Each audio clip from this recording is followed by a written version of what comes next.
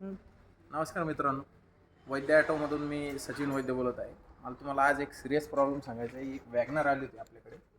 त्या वॅगनरचा प्रॉब्लेम असा आहे, की या वॅगनरमध्ये उंदीर गेलेला आहे.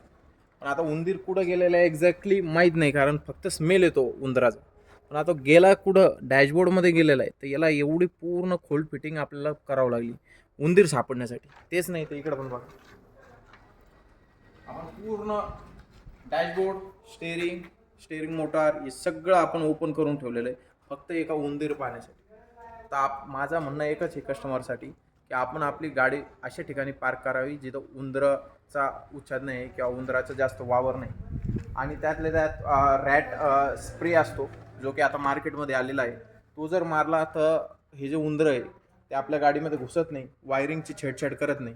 याच्यामध्ये प्रॉब्लेम असा आहे, हा एक छोटा प्रॉब्लेम तो, पण मेजर कंडिशनला आपल्याला त्रास देऊ शकतो. जसे की एखाद्या मध्येच कुठतरी गाडी वायरिंगमध्ये बंद पाडू शकते, गाडी स्टार्ट होऊ शकत नाही. त्याच्यामुळं फक्त केअरफुल राहा. जर रॅट स्प्रे मिळत असेल, जो की आमच्याकडे अवेलेबल आहे, तर तो मारा आणि उंदरांपासून गाडीला सावधान ठेवा.